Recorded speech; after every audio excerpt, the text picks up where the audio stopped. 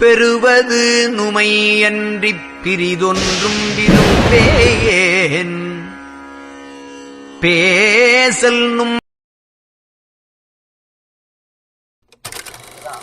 குறிப்பிட்ட இடங்கள்ல தான் ஜீவகாருண்ய ஒழுக்கத்தை மேலான ஒரு தவமாக கொண்டு செயல்படக்கூடிய சென்டர்ல நம்ம என்ன சொல்லி கொடுக்குறோம். முதல்ல உங்களுக்கு ஏற்கனவே நாங்கள் சொல்லியிருக்கிறோம். முதல்ல என்ன செய்யணுங்க? பொருள் எடுக்கிறவங்க தயவு செய்து சொல்லுங்க, முதல்ல என்ன செய்யணும்? என்ன செய்யணுமா? நீங்க காலையில எழுந்திரிச்சோன்னா நீங்க என்ன செய்யணும்? இல்ல பொருள் எடுக்கிறவங்க சொல்லுங்க, உங்களுக்கு ஏற்கனவே பாடம் என்ன செய்யணும் காலையில எழுந்திரிச்சதுமே? விஜயா கவனிங்க, சரிங்களா? கடைப்பிடிக்கல அப்படின்னா முன்கூட்டியே நான் உங்களுக்கு சொல்றேன், நம்ம படுற கஷ்டத்துக்கு விதி கர்ம வினை, புரியுதுங்களா? அப்புறம் ஊழ்வினை, இது காரணம் அல்ல. புரியுதுங்களா? இது காரணம் கிடையாது. ஒரு உதாரணம் சொல்லி நான் உங்களுக்கு சொல்றேன். போன மாதம் நம்ம தொடங்கும் பொழுது இந்த ஆன்மா எங்கிருந்து வந்தது அப்படின்றதுக்கு ஒரு விளக்கம் சொல்லிட்டு உங்களுக்கு சில வரிகளை படிச்சு காட்டிட்டு நாங்க சொன்னோம். நீங்க திரும்பி நீங்க பழைய குருடி கதவை திரடி அப்படின்ற மாதிரி நீங்க இருந்தீங்க அப்படின்னா நீங்க இறக்குற வரைக்கும் உங்களை துன்பம் உங்களை விட்டு நீங்காது. ஏன் உங்களுக்கு பொருளை கூப்பிட்டு நீங்க வாங்க இதை அப்படி நிப்பாட்டி உங்க பொருளை கையில கொடுத்து அனுப்பிடலாம், அதுவும் எங்களுக்கு தர்மம் தான். புரியுதுங்களா? ஏன் உங்களை வர சொல்லி உங்களுக்கு இறைவனை பத்தி எதுக்காக சொல்றோம்? பள்ளி வாசலுக்கு போனா என்ன சொல்லி கொடுக்குறாங்க? என்னம்மா சொல்லி கொடுக்குறாங்க? பள்ளிவாசலுக்கு வெறும் கையை வீசிட்டு போக முடியுமா? அவங்க என்ன எடுத்துட்டு போறாங்க? சேர்ச்சுக்கு என்ன எடுத்து போறாங்க? நீங்க மட்டும்தான் தேங்காய் வாழைப்பழத்தை கொண்டு போற ஆளு. தேங்காய் வாழைப்பழத்துல கடவுளை படிக்க முடியுமா? படிக்க முடியுமா ஐயா? படிக்க முடியுமா? கடவுளை படிக்கணும்னா நம்ம கையில வேதம் இருக்கணும் இல்லையா? அப்ப நம்ம எங்க ஏமாந்து போனோம்? கடவுள் என்ன தேங்காய் வாழைப்பழம் சாப்பிடாத ஆளா? நான் குறை சொல்லலை. நம்ம எப்படி மற்றவங்க கடவுள் மேல நம்பிக்கை வச்சுக்கிற மாதிரி நம்ம ஏன் இல்லை? ஏன் நமக்கு கடவுள் பக்தி வரல? ஏன் அப்படின்னா தொடக்கமே நம்மளை எப்படி வச்சுட்டாங்க? ஏதாவது ஒரு லஞ்சத்தை கொடுக்குற மாதிரி தான் வச்சாங்க. எதுவுமே கொடுக்காதவங்க நல்லா இருக்கிறாங்க இல்லையா? எந்த ஒரு பொருளையும் கடவுளுக்குன்னு கொண்டு போய் கொடுக்காத சமுதாயம் இன்னைக்கு ஒரு நாடு, ஒரு மண்ணு, இந்த மலாயா நாட்டு அவங்க வாழக்கூடிய ஒரு மண்ணு, நம்ம பிழைக்கிறதுக்காக வந்தவங்க இல்லையா? நம்ம இங்க நம்ம முன்னோர்கள் எப்படி வந்தாங்க? இங்க நம்ம எப்படி இருக்கிறோம்? ஆனா அவங்களுக்கு எப்படி ஐநா சபையில ஒரு இடம் கிடைக்குது? எழுத்து இல்லாத ஒரு இடம். புரியுதுங்களா? நமக்கு எண்ணு, எழுத்து, இலக்கணம், பண்பாடு எல்லாம் இருந்தோம் நம்ம எப்படி இருக்கிறோங்க? பிச்சைக்காரர்களா இருக்கிறோம், அனாதியா இருக்கிறோம், விரட்டுனா ஓடுறதுக்கு இடம் இல்லாம இருக்கிறோம். உங்களுக்கு இன்னைக்கு கையில இருக்கிறது ஒரே ஒரு வாய்ப்பு தான். புரியுதுங்களா? யாரெல்லாம் நீங்க எனக்கு உதவி செய்யுமா அப்படின்னு அவங்க கிட்ட கேட்டு இந்த இடத்துக்கு வரீங்களோ தயங்காம உதவி செய்வாங்க. உதவி செய்யக்கூடிய நிலையில இறைவன் அவங்களுக்கு வச்சிருப்பாரு. ஏதாவது ஒரு வகையில அந்த உதவி செய்யறதுக்கு இறைவன் வழி வகுத்து கொடுப்பாரு. எந்த இடத்துக்கு போனாலும் நிச்சயமா உங்களுக்கு உதவி செய்யறதுக்கு இறைவன் செய்வாரு. ஆனா அந்த இறைவனுக்கு நன்றி உள்ளவங்களா நம்ம இல்லை, சரிங்களா? ஏன்னா நன்றியை வளர்க்குற இடத்துல ஒரு பொருளை கொடுத்து நீங்க இறைவனுடைய அருள் பெறணும் அப்படின்னு நினைக்கக்கூடிய இடத்துல எப்படி நன்றி வரும்? நான் தான் உனக்கு எல்லாம் படையில வச்சுட்டேனே, நான் தான் இவ்வளவு பெரிய பூஜையை செஞ்சுட்டேனே, நான் தான் இவ்வளவு பெரிய யாகத்தை வளர்த்துட்டேனே, அப்புறம் எப்படி நன்றி சொல்ல வரும்? மற்ற இனத்தையும் பாருங்க, நம்ம சுத்தி இருக்கக்கூடிய மற்ற சகோதரர்களையும் மற்ற சமைத்துக்காரங்களையும் எப்படி கடவுளுக்கு ஒரு காசு செலவு செய்யாம இன்னைக்கு அவங்க இந்த நாட்டில் எப்படி நல்லா இருக்கிறாங்க அப்படின்னு பாருங்க. நம்ம ஆடம்பரமான பூஜைகளை வளர்க்குறதும், சரிங்களா, அப்படியே ஊரே திரட்டி காரியங்களை செய்யறதும், வருஷம் திருவிழாக்களை செஞ்சு பல லட்சம் வெள்ளிங்களை நஷ்டமாக்குறதுமான ஒரு வழிபாட்டுல இருக்கும். அதனால தான் இந்த இடத்துக்கு நீங்க வரும் பொழுது, சரிங்களா, இங்க வரும் பொழுது இந்த இடத்துல வெறும் இறை பக்தியை உங்களுக்கு சொல்லிக் கொடுக்கும். திருக்குறள் ஏன் நமக்குன்னா அது நம்மளுடைய மரபு, நம்மளுடைய வழிகாட்டின நூல். நான் எப்படி வாழணும் அப்படின்றது சொல்லப்பட்டது. சரிங்களா? சரி, முதல்ல நீங்க காலையில எழுந்தன நல்லா ஞாபகம் வச்சுக்கோங்க. முதல்ல எழுந்ததுமே படுக்கை விட்டு எழுந்திருக்கும் பொழுது அப்படியே ஏஞ்சி பாத்ரூமுக்கு ஓடிடாதீங்க. கொஞ்சம் வயதானவங்களுக்கு அது சிரமமா இருக்கும். நீங்க பாத்ரூம் போறதுன்னா போகலாம். ஏன்னா ஒரு நிமிஷம் அங்க உட்கார்ந்தோம்னா நான் எங்கடா ஒண்ணுக்கு இருந்துருவனோ அப்படின்ற இருக்கக்கூடிய உடல் இருக்கும் இல்லையா, சில பேருக்கு அது முடியாது. அப்ப நீங்க போறதுன்னா போகலாம். ஆனா எழுந்திரிச்சோன்னே என்ன செய்யணும்? எத்தனை பேர் நீங்க தமிழ் படிப்பீங்க? கொஞ்சம் கை தூக்குங்கம்மா. பயப்படாதீங்க, நம்ம கத்துக்கொள்றதுக்காக வந்திருக்கோம். சரிங்க ஐயா, அந்த புத்தகம் எடுத்து அவங்ககிட்ட கொடுங்க ஐயா. உரைநடை கொடுங்க. மாறன் ஐயா கொஞ்சம் படிக்கிறீங்களா?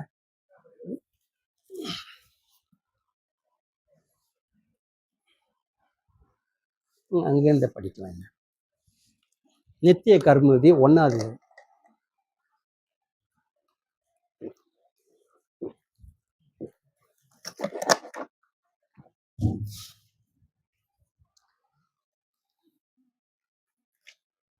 நல்லா கேட்டுக்கொள்ளுங்க.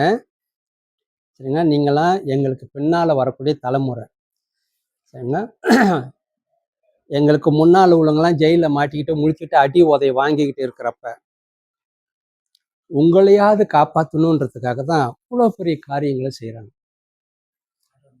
சாதாரண விதியில இது பக்கம் சொல்லிருங்க. பக்கம் 332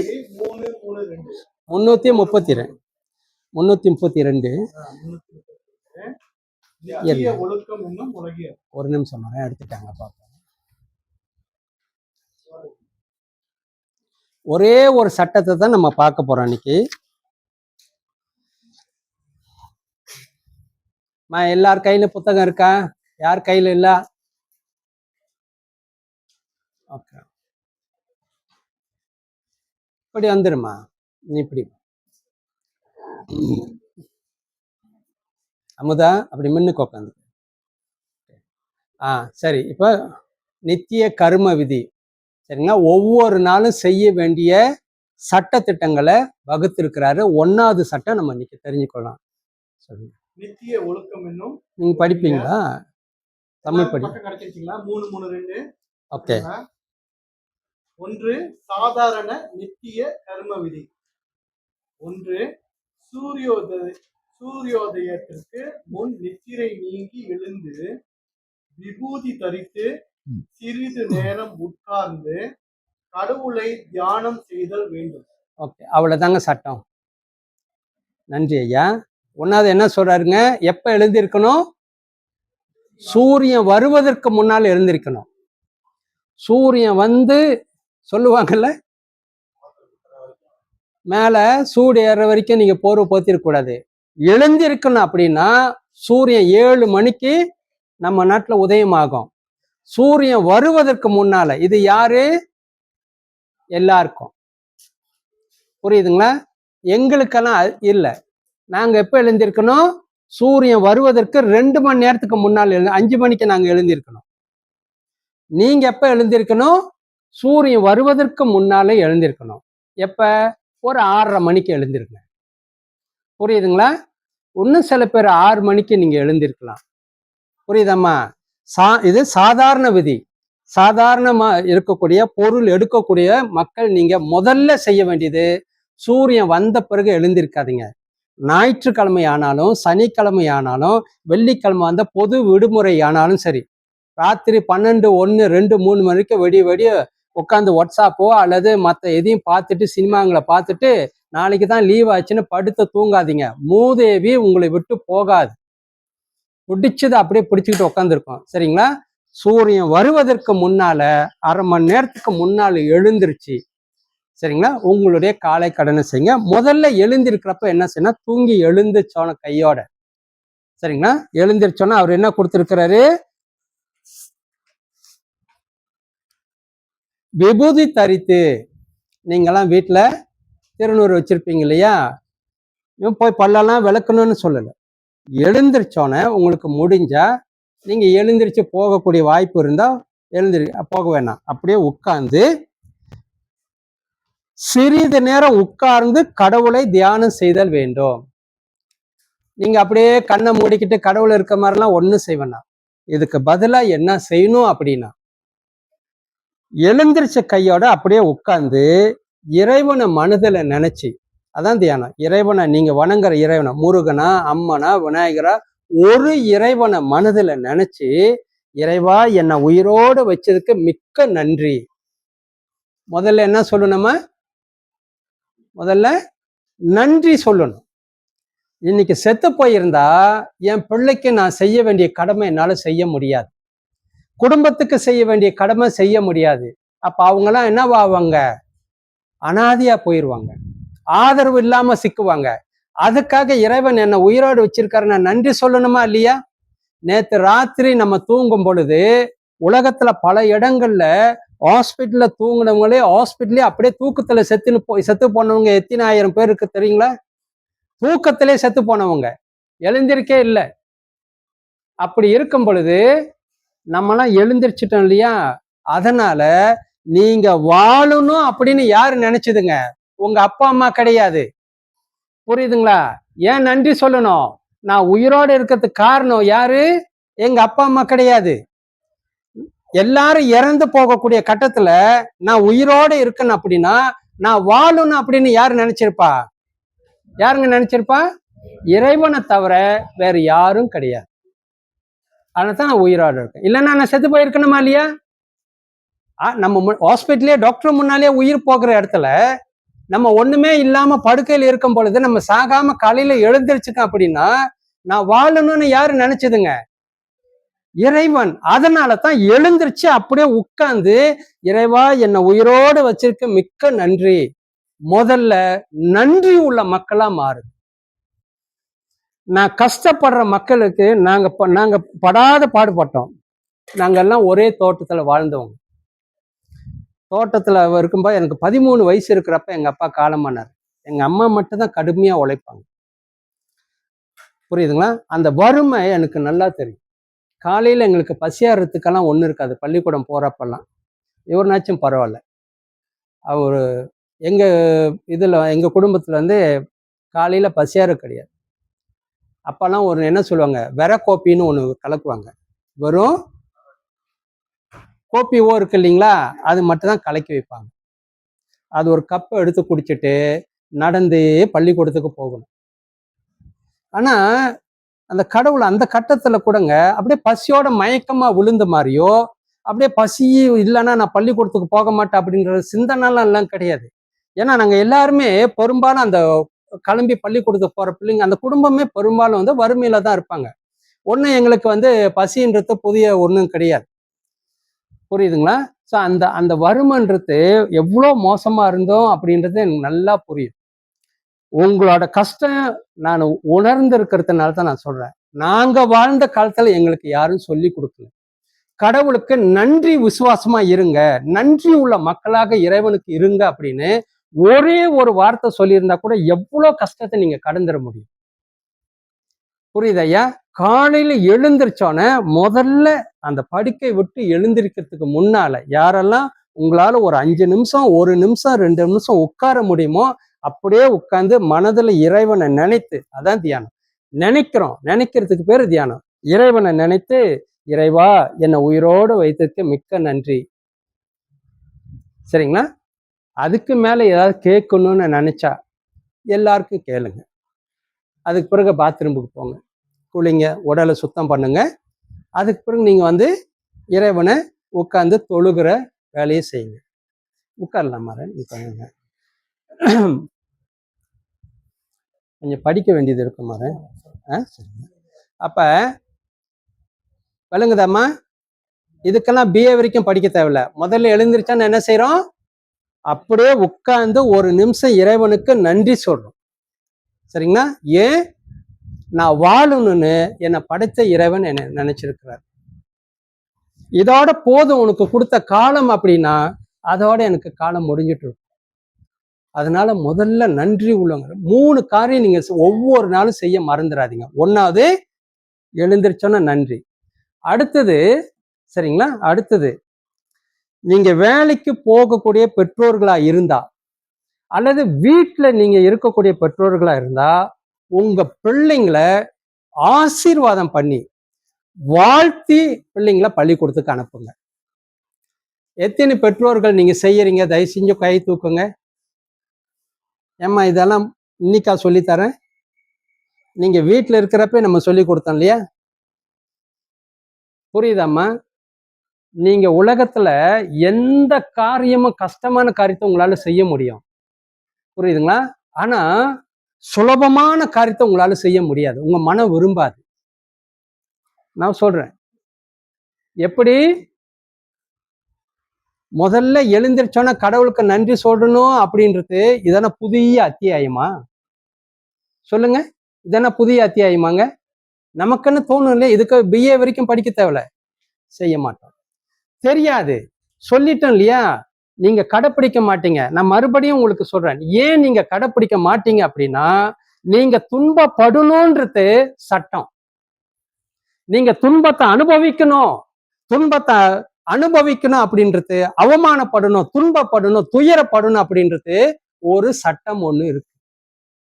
அதனால தான் இந்த மாதிரி இடங்களை வரும் பொழுது நமக்கு சொல்லி கொடுக்கும் பொழுது உங்களுக்கு தூக்கம் வருது, எனக்கு சோம்பேறியா இருக்கு, ஐயோ அருப்பறிஞ்சோதி அருப்பன்னு எவ்வளவு நேரம் சொல்லுவாங்களோ, அரை மணி நேரம் சொல்லுவாங்களோ, 3/4 மணி நேரம், உங்களுக்கு அது எவ்வளவு நேரம் தெரியுங்களா? 15 நிமிஷம் தான். புரியுதுங்களா? அதோட மகிமே நான் பிறகு சொல்றேன், நேரம் இருந்தா சொல்றேன் உங்களுக்கு. அந்த ஏன் உங்களுக்கு அப்படின்னா உங்களுக்கு விதின்னு சொல்றாங்க இல்லையா, தலையெழுத்துன்னு சொல்றாங்க இல்லையா? இல்லை, ஒரு விஷயம், பொதுவான ஒரு விதி ஒண்ணு இருக்கு, அது உங்களை விடாது. ஏன் அப்படின்னா இறைவனை நோக்கி போகும் பொழுது துன்பம் விலகணும்ன்றது சட்டம். நான் தெரியாம செய்த பாவம், அதுக்காக நான் எங்க போய் மன்னிப்பு கேட்கறேங்க? எங்க போய் கேட்கிறோம்? கோர்ட்லயா போய் கேட்கிறோம்? நான் இந்த பாவம் செஞ்சுட்டு எனக்கு தண்டனை கொடுன்னு யாராவது இது வரைக்கும் உலகத்துல ஒரு ஆள் போய் கேட்டிருக்காங்களா? இல்ல நம்ம பார்த்திருக்குமா? இல்ல. நம்ம எங்க போய் கேட்கிறோங்க? கோயில்ல போய் அல்லது வீட்டுல பூஜாரையில போய் இறைவன்கிட்ட கேட்கிறோம். அங்கதான் நம்ம தனிப்பட்ட முறையில நம்ம கேட்கிறோம், நான் செய்துட்டேன் அப்படின்றது. அப்ப அந்த துன்பத்துக்கு ஆன தண்டனை நம்ம அனுபவிக்கணும். உப்பத்துனா தண்ணி குடிச்சே ஆகணும். அந்த துன்பத்தை அனுபவிக்கிறதுக்கு நீங்க இந்த மாதிரியான இறை வழிபாட்டுக்குள்ள வரும் பொழுது அந்த துன்பம் எட்டத்துல நிற்கும்.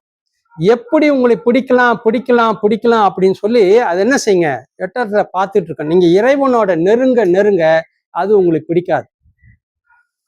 உண்மையா சொல்றேன், சத்தியமாகவே சொல்றேன், அது உங்களை பிடிக்காது. இறை நம்பிக்கை இல்லாதவங்களை சர்வசாதாரணமா அடிச்சு போட்டுரும். நீங்க நேஷனல் ஜியோகிராஃபி போய் பாருங்க, இதுக்காக உட்காந்து பாருங்க. புலியோ சிங்கமோ, சரிங்களா, ஒரு புலிக்கு 10 மாடா தேவைப்படும் சாப்பிட்றதுக்கு. ஒரு புலிக்கு எத்தனை மாடு போகுதுங்க? ஒரு மாட்டுல பாதி காவாசி தான் அது சாப்பிடும் இல்லையா? ஆனா அவ்வளோ மாடு ஓடும், காட்டு மாடுகள் ஓடும். புலி சிங்கம் எல்லாம் திட்டம் போட்டு ஒரு மாட்டை எப்படி கொண்டுட்டு வரணும், நீங்க நல்லா உட்காந்து அந்த படத்தை பாருங்க. அது என்ன செய்யுமா, எல்லா மாட்டியுமா போய் விரட்டும், திட்டம் போடும் பாருங்க. இப்படி விரட்டிட்டு ஓடுனா எல்லா மாடும் தன்னை காப்பாத்திக்கணும் ஓடும் பொழுது இப்படி ஓடலாமா அப்படி ஓடலான்னு ஓடும் இல்லையா? அப்படி உங்களை கூட, இப்ப நீங்க உட்காந்து இருக்கீங்களே, ஒரு பாம்பு அங்க விட்டுட்டுன்னு வச்சுக்கோங்க, சிலுப்புறாது மண்ணாங்கட்டியாவது அப்படின்னு எப்படி ஓடுவீங்க? எப்படி ஓடுவீங்க? தலை தெறிக்க எங்க ஓடுன்னு திசை தெரியாம ஓடுவோமா இல்லையா? அப்படி உயிரை காப்பாத்துன்ற எண்ணம் நமக்கு வரும் பொழுது நம்மளுடைய அறிவுல குறைவா இருக்கக்கூடிய ஜீவன்கள் என்ன செய்யுங்க, அதுவும் அப்படிதான் தலை தெறிக்க ஓடும். அப்படி ஓடும் பொழுது நம்ம தனியா ஓடுறோன்னு அதுக்கு தெரியாது. புரியுதுங்களா? நீங்க தனியா ஓடுறீங்கன்னு தெரியாது. நீங்க தனியா ஓடுனா அப்படின்னு உங்களுக்கு எது விரட்டுதுங்க? ஒரு சட்டம் உங்களை விரட்டுது. நீங்க செய்த தவறு, துன்பம் உங்களை விரட்டி அந்த துன்பத்தை அனுபவிக்கணும்ன்றது உங்களுக்கு கொடுக்கப்பட்ட விதி. அது எப்படி மீற முடியாது. அந்த புலி எப்படி விரட்டிட்டு போனானே, தனியா ஒரு மாடு ஓடும் பாருங்க, 3-4 சிங்கம் போயிட்டு அதை எடுத்துரும். 1000 மாடு ஒன்னா சேர்ந்திருந்தா அவ்வளவு சிங்கமும் சட்டினியா போயிருக்கும் இல்லையா? 1000 மாடு திரும்பி இருந்தா எவ்வளவு சிங்கம் நசுக்கிக்கலாங்க. ஆனா ஒண்ணும் சேராது, தன்னை தானே காப்பாத்திக்க அது ஓடும் பொழுது. இதுதான் சொல்றேன், இதுதான் விதி. உங்களை பிடிக்கும். எப்படி பிடிக்கும்? நீங்க இப்படி வந்தீங்கன்னா உங்களுக்கு பிடிச்சிருக்கக்கூடிய அந்த துன்பம் இருக்கு இல்லையா, நீங்க இங்க வந்தா அந்த துன்பம் உங்களுக்கு பிடிக்காது. உண்மையாகவே இறைவனை வழிபடக்கூடிய எந்த இடமா இருந்தாலும் சரி, பள்ளிவாசலாவது, சேர்ச்சாவது, கோயிலாவது, நீங்க உங்களோட பூஜை அறையா இருந்துச்சு, நீங்க மனதளவுல இறைவனை வழிபடக்கூடிய ஒரு மக்களா நீங்க இருந்தீங்க அப்படின்னா துன்பம் தள்ளியே நிற்கும், உங்களே பிடிக்காது.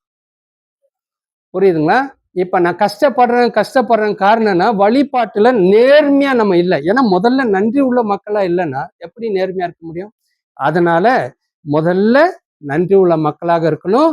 அடுத்தது, வேலைக்கு போகிறதுக்கு முன்னால நம்மளோட சொத்தே நம்ம பிள்ளைங்க தான். நம்மளோட சொத்து எதுங்க? நம்ம பிள்ளைங்க தான். பிள்ளை இழந்து, சரிங்களா, பரிதவிக்க விட்டுட்டு நீங்க வாழ்றதுல அர்த்தம் கட்ட வாழ்க்கை.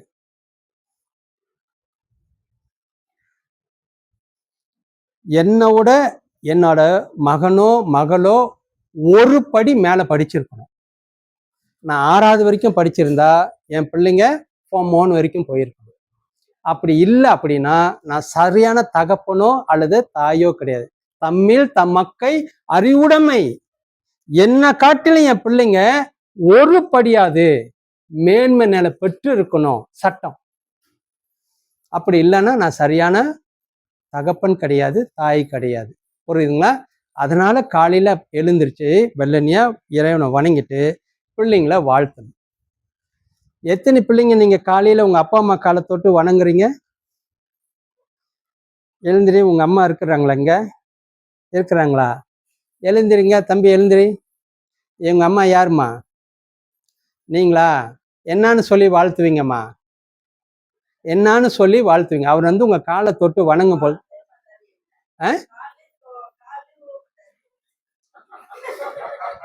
வெட்ட வெளிச்சமா போகுதே பாரு. பொய் சொல்லக்கூடாது. பொய் சொன்னா படிப்பு வராது. உண்மைங்க. பொய் வந்து நீங்க பொய் சொன்னீங்கன்னா எந்த துறையில இருந்தாலும் வெற்றி பெற முடியாது. ஏன்னா 5 மகா பாவத்துல பொய் ஒண்ணு. மகா பாவம் அப்படின்னா பாவம் வேறு. சில பாவங்களை நீங்க வந்து ஏதாவது ஒரு காரியம் செஞ்சு நீங்க வந்து ஒரு பரிகாரம் செஞ்சு மாற்றிக்கொள்ள முடியும். ஆனா 5 மகா பாவங்கள்ல நீங்க எந்த பரிகாரமும் செய்தாலும் துன்பம் அனுபவிச்சே தீரணும்னு சொல்லி 5 பாவம் இருக்கு. சரிங்களா? அதுல முதல் பாவம் நம்ம இந்தியர்கள், குறிப்பா தமிழர்கள் விரும்பி செய்யற பாவம் என்ன தெரியுங்களா?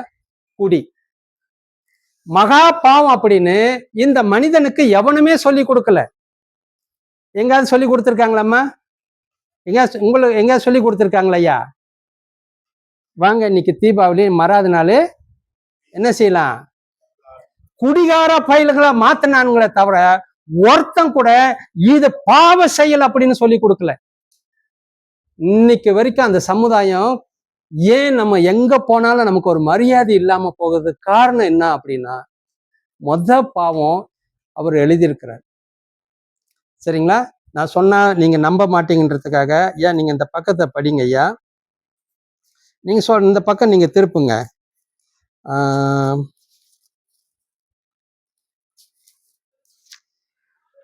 பஞ்ச மகா பாவம் அப்படின்னு இருக்கும்.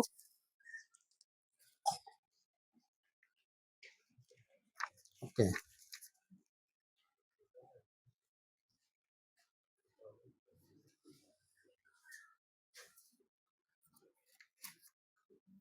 ஆ 397வது பக்கம். 397வது பக்கம். 2 விஷயம் உங்களுக்கு சொல்லிட்டேன். காலையில எழுந்தோன்னே இறைவனுக்கு நன்றி உள்ள மக்களா இருக்கணும். வேலைக்கு போகிறதுக்கு பின்னால பிள்ளைங்களை ஆசீர்வாதம் பண்ணணும். எப்படி பண்ணணும் அப்படின்னு நான் சொல்றேன். இப்ப பாவத்தை நீங்க தெரிஞ்சு கொள்ளுங்க. படிங்க ஐயா. எல்லாரும் இருக்குல்ல? 397. பஞ்சமகா பாவங்கள். கல், காமம், கொலை, களவு, பொய் இவ்வைந்தும் கொடிய துக்கத்தை உண்டு பண்ணும். இவ்வைந்திலும் கொலை விசேஷ பாவம். எனினும் கல் உண்டவனுக்கு காமம் உண்டாகாமல் இருக்காது, கொலை செய்ய துணிய வராமல் இருக்காது, களவு செய்யாமல் இரான், பொய் பேச அஞ்சான். ஆகையால் இந்த ஐந்தையும் ஒழிக்க வேண்டியது அவசியம். இதில் ஒன்றை அடைந்தவனானாலும் அவனை மற்றவை தொடராமல் இரா. புரியுதுங்களா? 5 மகா பாவம் என்னன்னு எடுத்திருக்கிறாரு? பஞ்சம்னு 5 பாவம்ல மகா பாவம்.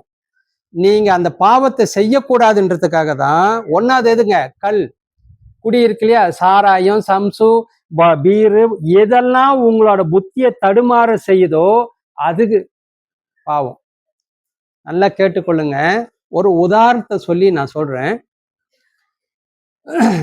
எங்க அவங்க நேரத்தை சொல்லிடு, நேரத்தை தெரியாம போயிருப்போது. நான் பாட்டு நேரம் எத்தனை மணிக்குன்னு சொல்லிடுமா, அப்புறம் நான் சொல்லிடுறேன். சரிங்களா? நல்லா கவனிங்கம்மா. அந்த குடி மகா பாவம் அப்படின்றதுக்கு எதெல்லாம் என்னுடைய புத்தியை தடுமாற செய்யுதோ அது மகா பாவத்துல போய் செய்யறோம். அதுதான் உதாரணம் கல் அப்படின்னு கொடுத்தாரு. இது தொடக்கத்துல கல்ல தான் குடிச்சு புத்தி கெட்டு போயிருந்தான். பிறகு அப்படியே சாராயம் அது இது அப்படின்னு கொண்டுட்டு வந்தாங்க. சரிங்களா? இப்ப ஒருத்தர் பைத்தியக்காரனா இருக்கிறாருன்னு வச்சுக்கொள்ளுங்களேன். ஒருத்தர் நீங்க கிள்ளான் டவுன்ல போறப்ப நீங்க பாக்குறீங்க, ஒருத்தர் குப்பை தொட்டியில இருந்து ஒரு பொருள் எடுத்து சாப்பிட்றாரு. உங்களோட வாயிலிருந்து வார்த்தை என்ன வருங்க? என்ன வார்த்தை வருமா? அவர் பாக்குறீங்க. சரிங்களா? நம்ம அப்படி சாப்பிட மாட்டோம். ஏன்னா குப்பை தொட்டியில இருந்து யாரோ சாப்பிட்டு போட்டதை சமயத்துல பாத்தீங்கன்னா சிகரெட் கொடுத்து எடுத்து பிடிப்பாங்க. சரிங்களா? பார்த்திருக்கீங்களா இல்லையா? அப்படின்னா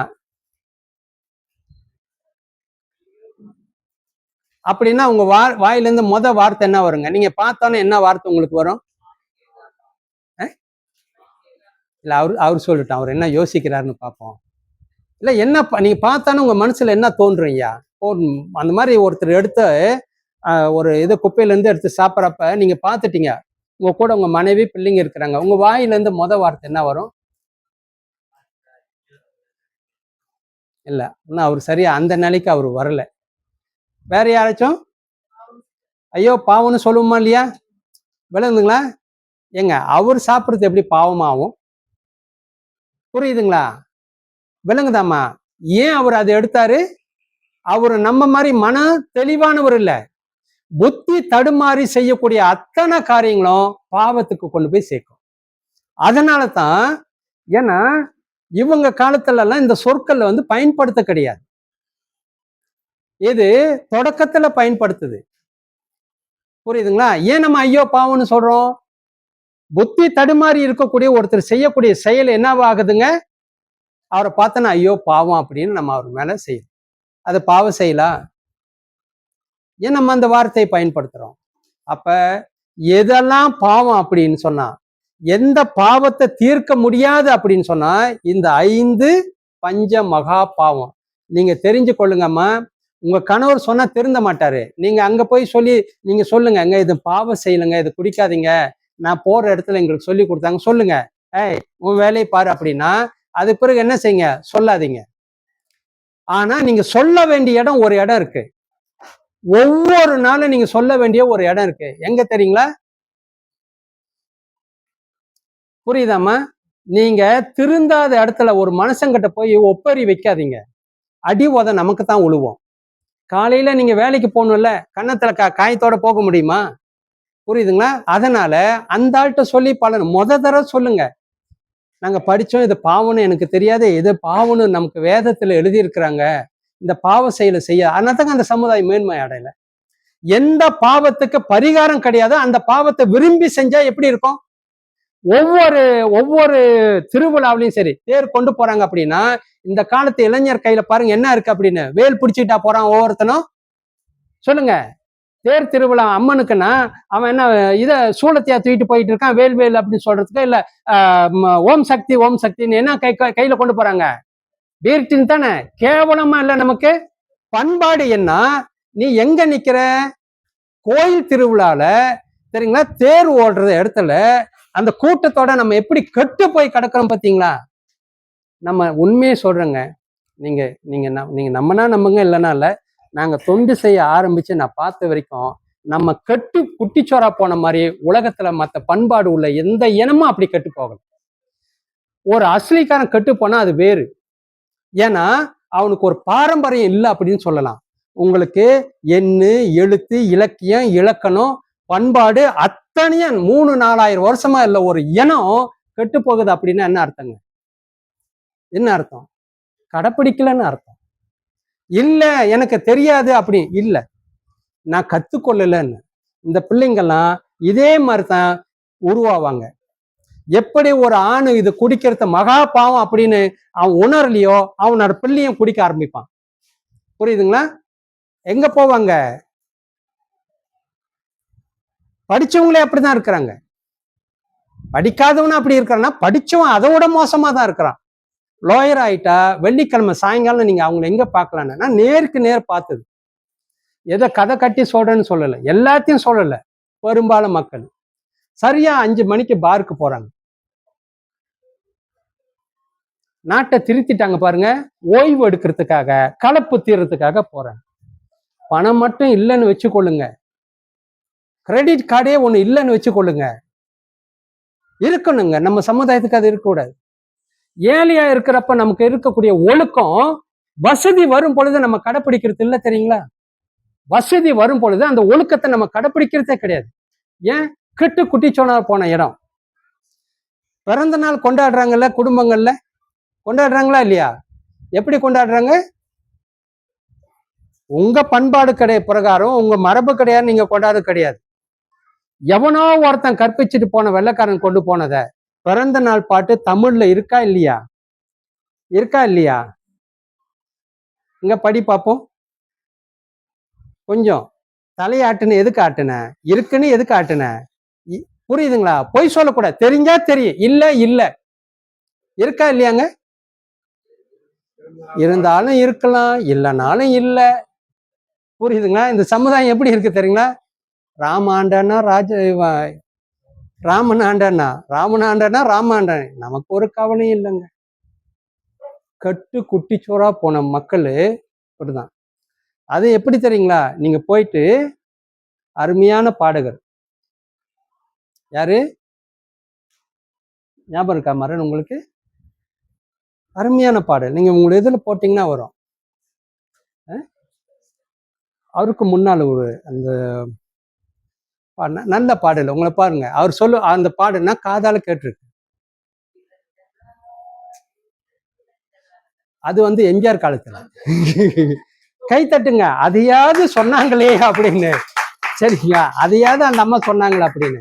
இன்னும் சில இடத்துல அந்த ஆங்கிலத்துல படிக்கிறோம் இல்லையா, ஹாப்பி பர்த்டே டு அப்படின்னு, வேற அந்த நாள் வாழ்த்துக்கு, அது அப்படியே அதுவும் பரவாயில்ல, ஒன்றும் தப்புன்னு கிடையாது. இல்லாதவன் என்ன சரி, இல்லாத இடத்துல ஆள் இல்லாத ஊர்ல இழுப்பு பூ சக்கரை மாதிரி தான். சரிங்களா? அது போலதான் இருக்கிறத வச்சுன்னு. இன்னொன்னு இருக்கு, உங்களோட இதுல தட்டு பாருங்க, பிறந்த நாள் வாழ்த்தா. அருமையான பாடு. புரியுதுங்களா? நீண்ட நீண்ட காலம் போட்டு பாருங்களோட இருக்கு. தமிழ் அறிஞர்களால அது செய்யப்பட்ட ஒண்ணு. சரிங்களா? அந்த பாட்டு கேளுங்க, போடுங்க. ஆனா இதெல்லாம் நமக்கு சொல்லும் பொழுது என்னமோ மாதிரி உங்களுக்கு இருக்கும். புரியுதுங்களா? நீங்க கேட்க வெட்டி அர்த்தம் மூஞ்சில பூசாத வரைக்கும் உங்களுக்கு நிம்மதி வராது. நடக்குதா இல்லையாங்க? காலேஜ்ல படிக்கிற பிள்ளைங்கெல்லாம் பிறந்த நாள் எப்படி கொண்டாடுறாங்க? எப்படிங்க கொண்டாடுறாங்க? இது அந்த பாட புத்தகத்தில் இருக்கா? கேக்கு வெட்டவும், வெட்டின பிறகு அடுத்த மூஞ்சில பூசவும் எழுதியிருக்கா? அப்ப இது எப்படிங்க படிக்காத ஒரு முட்டாள் செய்யலாம்? படிச்சவன் எப்படி செய்யணும்? கெட்டு போயிருக்குமா இல்லையா? நீ படிச்சு நீ கெட்டு போயிருக்கல.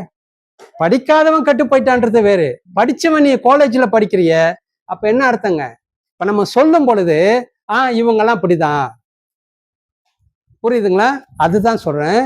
நாங்க ஒரு தமிழ் மாறன் ஐயா நாங்கெல்லாம் வந்து, நான் எப்படின்னா கடுமையா உழைக்கணும். எதுக்கு?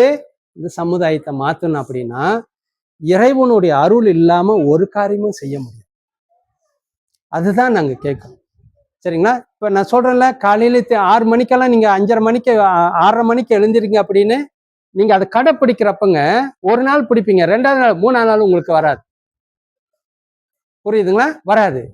அப்ப நல்லா ஞாபகம் வச்சுங்க, எதெல்லாம் நாங்க சொன்னதை உங்களால கடைப்பிடிக்க முடியலையோ அப்போ உங்களுக்கு என்ன, நம்ம செய்த விதி நம்மளை இப்ப பின்பற்றுது, விதி என்னைய தடுக்குது அப்படின்னு நீங்க நினைச்சுக்கணும்.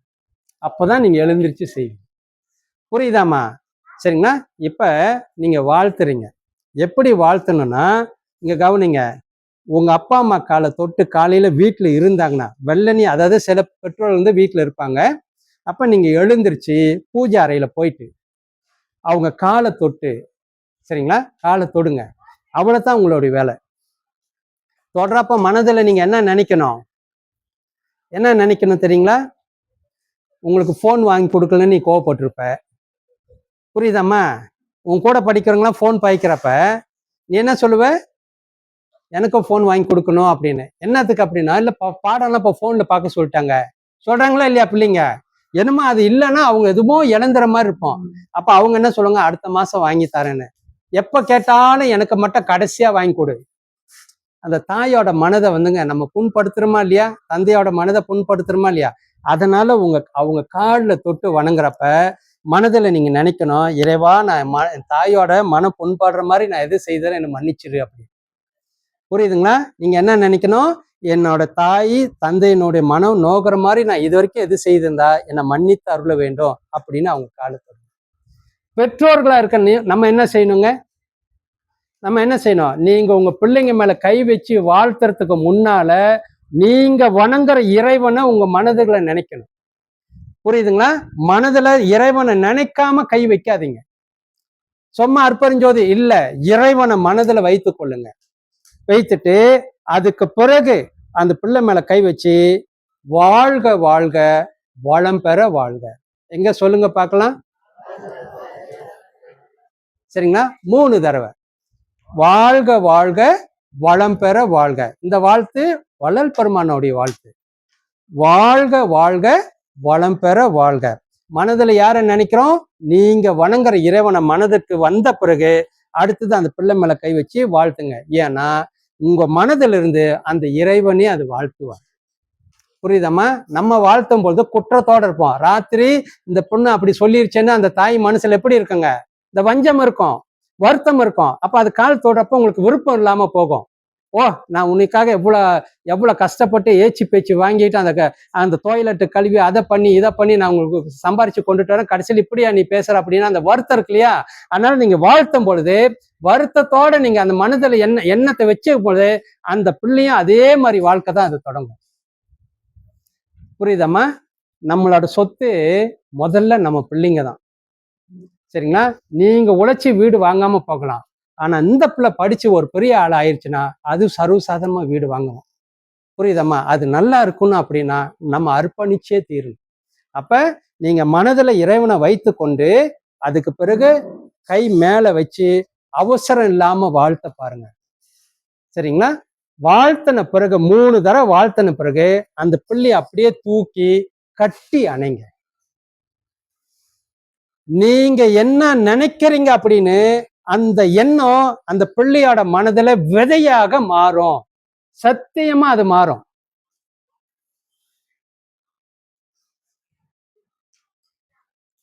எப்படி மாறும்? முயற்சி செய். நான் அதுக்கு விளக்கம் சொல்ல விரும்பல, முயற்சி செஞ்சு பாருங்க. இது நீங்க செய்யல அப்படின்னாங்க 15, 16, 17 வயசுல உங்க பிள்ளை உங்களை விட்டு விலக ஆரம்பிக்கும். ஏன்? ஒரு தாயோட உணர்வை புரிஞ்சு கொள்ளாத ஒரு பிள்ளை வெளியில யாரோ ஒருத்தன் நமக்கு ஆதரவு காட்டுறான்னு அந்த பிள்ளை என்ன செய்யுங்க, அந்த பக்கம் போகும். புதிய உறவு எப்படி இருக்கும், நமக்கு எப்படி இருக்குங்க, இனிமையா இருக்கும். எவ்வளவு பெரிய ஆபத்து அப்படின்னு அவங்களுக்கு தெரியாது. அந்த பிள்ளையை நீங்க காப்பாற்றணும் அப்படின்னு சொன்னா, உங்க பிள்ளைங்க உங்களுக்கு வேணும் அப்படின்னா, உங்க பிள்ளைங்க தான் நம்மளோட சொத்து அப்படின்னு நீங்க நினைச்சீங்க அப்படின்னா, கணவர் இல்லைன்னாலும் பரவாயில்ல, யாராவது ஒரு ஆளு அந்த பிள்ளைய காலையில வாழ்த்துனீங்க அப்படின்னா அந்த உங்களோட இறைவன் உள்ள இருந்து அந்த வாழ்த்துற வாழ்த்து இறைவனுடைய அருளால அதுக்கு கவசமாக அமைஞ்சிடும். பிள்ளைங்க காணா போவாது, பிள்ளைங்க வேற பேச்சு கேட்டு போகாது. புரியுதாங்க? அதுக்கு இறைவனை பத்தி தெரியாது. ஆனா உங்களுக்கு அத்தனை பேருக்கும் இறைவனை பத்தி தெரிஞ்சிருக்கணும். அதனால மனதுல இறைவனை நினைத்துட்டு பிறகு நம்ம வாயார வாழ்த்து. அப்பதான் ஐயா சொன்னாரு, வாயார வாழ்த்துகின்றதோர் மனத்தில் அமர்ந்த தெய்வம். புரியுதுங்களா? இப்ப நம்ம அது பழக்கத்துக்கு வந்துடுச்சுன்னா அப்ப நமக்கு இறைவன் மனதுக்குள்ள வந்துடுவார். நிறைய பேர் மனதை கட்டுப்படுத்தலன்னு என்னென்னமோ முயற்சி எடுக்கிறாங்க. ஐயா தான் சொன்னாரு, வாழ்த்து அப்படின்னு. எப்படி வாழ்த்தணும்? வாயார வாழ்த்தும் பொழுது இறைவன் எங்க வந்துடுறாரு? மனதுக்குள்ள வந்துடுறாரு. அது தானா அழியாது. அருமையான வழிய சொன்னாரு. அது சிந்திக்கல, கொண்டு போய் வச்சு முயற்சி பண்றாங்கங்க. என்னன்னுமோ மனதை ஒன்னும் கட்டுப்படுத்த முடியாது. அருமையா சொன்னார். இதை புரிஞ்சு கொண்ட ஒருத்தர் தான் வேதாதிரி மகரிஷி. அவர் தான் அந்த வாழ்க வளமுடன் இந்த வாழ்த்தை கொண்டுட்டு வந்தார். ஐயா சொன்ன அந்த வாழ்க வாழ்க வளம் பெற வாழ்க சுருக்கி வாழ்க வளமுடன் கொண்டார். 10 வருஷத்துக்கு மேல நான் அது கடைப்பிடிச்சேங்க. சரிங்களா? ஒரு கட்டத்துல அந்த தாய்க்கும் பிள்ளைக்கும் ஒரு விரோதம் வந்துடும். எதனால வருதுன்னு தெரியாது. திடீர்னு அந்த மாதிரி. அப்ப எங்க அம்மா கூட என் மேல வருத்தப்படுவாங்க. என்னடா ராத்திரி 12-1 மணிக்கு வர அப்படின்னு. அப்ப நான் இன்சூரன்ஸ் செஞ்சுக்கிட்டு இருந்தேன். ராத்திரி நான் சொன்னேன், இல்லம்மா அந்த அவங்களாம் பார்த்துட்டு வர லேட்டான. என்னடா போர்வு போத்திக்கிட்டா உன்ட்ட இன்சூரன்ஸ் பேசுறாங்கன்னாங்க. போர்வு போத்திக்கிட்டா இன்சூரன்ஸ் பேசுறாங்க. அவங்க என்ன பாருங்க, அவங்களுக்கு அந்த தொழில் தெரியாது. ஆனா நம்ம பிள்ளைங்க ஏதோ தப்பு பண்றாங்க அப்படின்னு நினைப்பாங்க. புரியுதுங்களா? என்னை சுமந்தவங்க, நான் எப்படி அவங்கள விரோதமா நினைக்க முடியாது. அப்ப நான் இந்த இதை படிக்கும் பொழுது எனக்கு குருவா இருந்து எங்களுக்கு சொல்லி கொடுத்தாரு, எப்படியாப்பட்ட விரோதத்தையும் நீங்க மாற்ற முடியும் அப்படின்னு. அப்ப நான் உட்காந்து அப்பெல்லாம் அவங்க தியானம் சொல்லி கொடுப்பாங்க. முடிச்சிட்டோன்னா அந்த தியானம் முடிச்ச பிறகு நமக்கு வேண்டியவங்களை வாழ்த்தணும் அப்படின்னு. அப்ப அந்த மாதிரி வாழ்த்த என்ன ஆகுது அப்படின்னா, அதுக்கு பிறகு ஒரு 5-6 மாசத்துக்கு பிறகு அந்த கடைசி வரைக்கும் இந்த விரோதமே இல்லை. எப்போது விட அதிகமான ஒரு அன்போடு தான் வாழ்ந்தாங்க. எங்க குடும்பத்துல அவங்க பார்த்தாங்கன்னு சொல்லுவாங்க, இவன் மாதிரி யாருமே இல்லை அப்படின்னு. புரியுதாம்மா? நீங்க கடைப்பிடிச்சிங்கன்னா, இதுக்கு நான் சொல்றேன், சத்தியமா உங்களுக்கு அதனுடைய நன்மை. பிள்ளைங்களை இழந்துடாதீங்க. பிள்ளைங்களை வாழ்த்துறப்ப எப்படி இருக்கணுமா? பெற்றோர்கள் எப்படி இருக்கணும்? மனதுல நீங்க இறைவனை மனதுல வைத்து கொண்டு உங்க பிள்ளைங்க மேல நீங்க கை வச்சு வாழ்த்துங்க. வாழ்க வாழ்க வளம் பெற வாழ்க. அப்படி வாழ்த்திட்டு பிள்ளைய கட்டி அணைக்கும் பொழுது நீங்க என்ன நினைக்கிறீங்களோ, என் பிள்ளை டாக்டர் ஆகணும்னு நினைச்சா அந்த பிள்ளை அதுவாக மாறும். ஏன்னா உங்களோட எண்ணம் விதையாக நீங்க தொடும் பொழுது அதனுடைய உடலுக்குள்ள விதையாக அது உருவாகும். ஏன் பிள்ளைங்க நம்மளை விட்டு ஓடுறாங்க? தொடவே கிடையாது. வருஷத்துக்கு ஒரு முறை பிறந்த நாளுக்கு நல்லா இரு, இது ஒரு வாழ்த்தாங்க. நல்லா இருன்றது ஒரு வாழ்த்தா? அது ஒரு செய்தி. மனதார நீங்க வாழ்த்தணும். புரியுதுங்களா? விட்டுறாதீங்கம்மா. சரிங்களா? நாங்கெல்லாம் அவ்வளோ காலம் அதை படிச்சு நடைமுறையில் அத்தனை வருஷம் செய்து அதனுடைய நன்மையெல்லாம் விளங்கி கொண்டுதான் என் கூட பிறந்த சகோதரிகளா உங்களை நினைச்சு நீங்க உங்க பிள்ளைங்களோட நல்லா இருக்கணுன்றதுக்காக இந்த வழிமுறையை நாங்க சொல்றோம். சரிங்களா? அப்ப வள்ளல் பெருமான் சொன்னாரு, வாழ்க வாழ்க வளம் பெற வாழ்க. காலையில வாழ்த்த உங்களுக்கு நேரம் இல்லையா? பரவாயில்ல. 3வது நீங்க கடைப்பிடிக்க வேண்டியது, வேலை முடிச்சுட்டு வந்துட்ட பிறகு வீட்டுக்கு வந்துட்டோன்னே நீங்க சமைச்சு ஒரு 8 மணிக்கு சாப்பிட்றீங்கன்னு வச்சுக்கொள்ளுங்களேன். சரிங்களா? குடும்பத்தோட பிள்ளைங்களோட உட்காந்து சாப்பிடுங்க. கணவர் வரலையா? பரவாயில்ல, சொல்லுங்க. வரலைன்னா விட்டுருங்க. குடும்பத்தோட பிள்ளைங்களை உட்கார வச்சு சாப்பிடுங்க. புரியுதுங்களா? அந்த ஒரு வேளை உணவாது குடும்பத்தோட உட்காருங்க. ஏன் குடும்பத்தோட உட்காராத பிள்ளைங்க? உனக்கு என்ன வயது ஐயா? உங்களுக்கு என்ன வயது? நான் ஆங்கிலத்துல கேட்கிறேன், உங்க வயசு என்ன? எத்தனை? 16 வயசு. உனக்கு ஐயா 18? 15? பாருங்க, நீங்க இந்த பிள்ளைங்களெல்லாம் நீங்க கண்ட்ரோல் பண்ணலாம். வந்து உட்காந்து சாப்பிடும். அவருக்கு இருமா நான் கூட்டாளி பார்த்துட்டு வரேன் சொல்றாங்களா இல்லையா?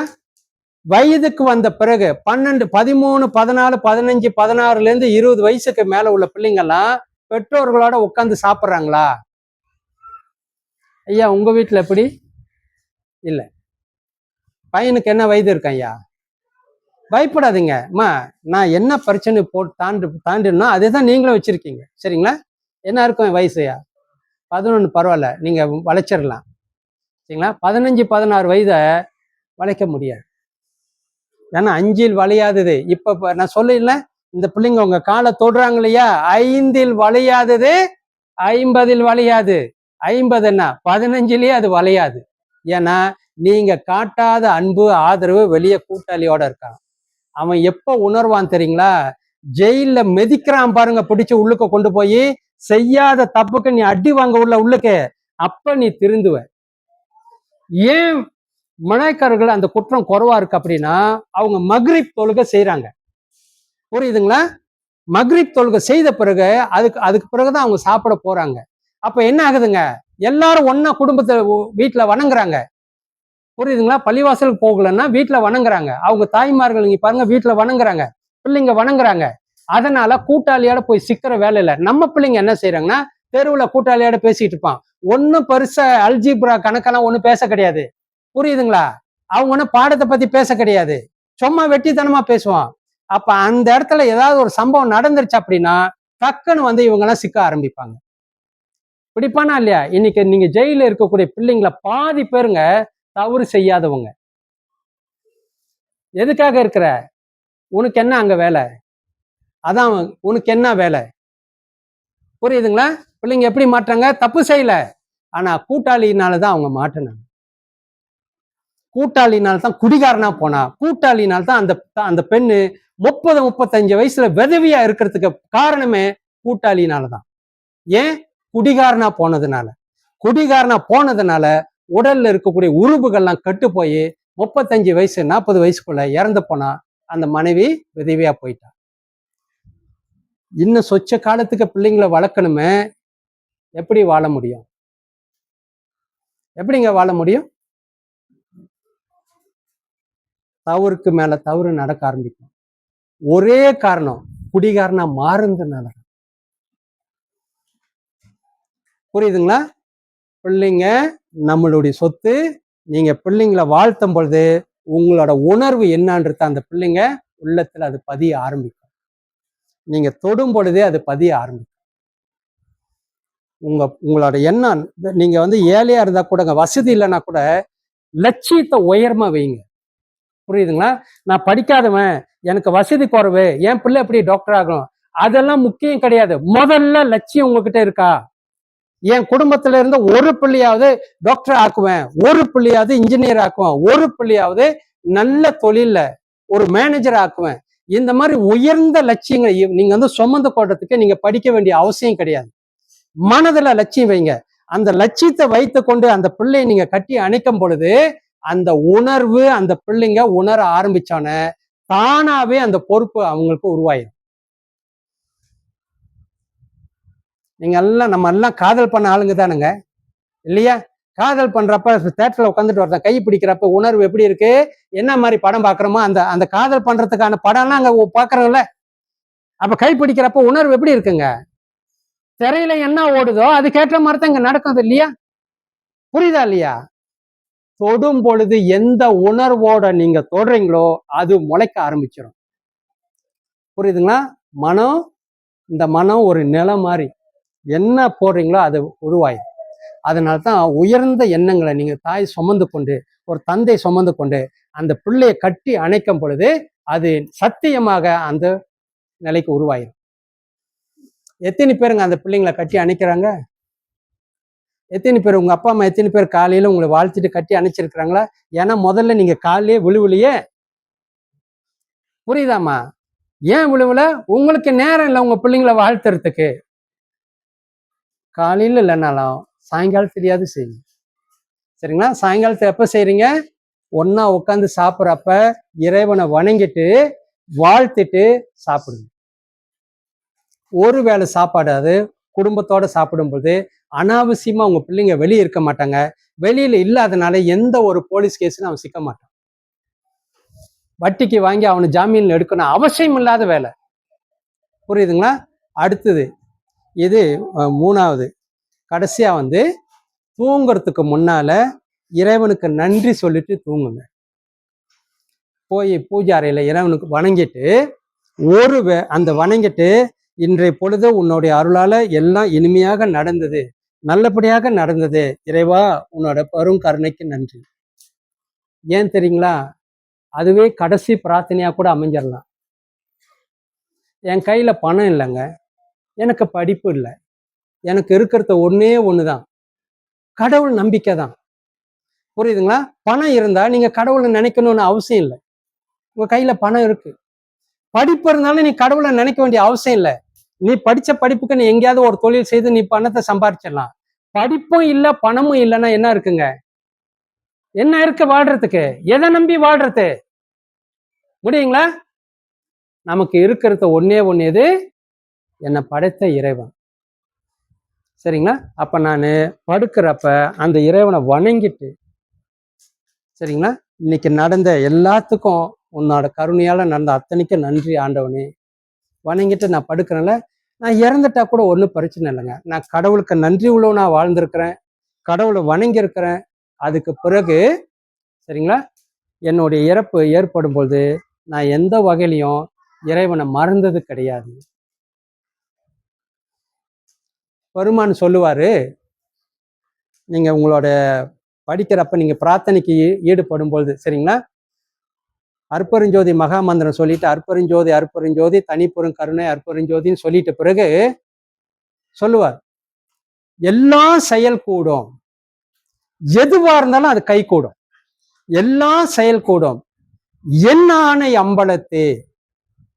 ஒரு சக்தி மட்டும் அவர் சொல்றாரு, என் ஆணை அம்பலத்தே எல்லாம் வல்லான் தன்னையே ஏத்து, எதுவானாலும் நடக்கும். ஏன்னா நான் வணங்குற இறைவன், புரியுதுங்களா, எதையும் தரக்கூடிய வல்லமை உள்ள இறைவனை தான் நான் வணங்குறேன்.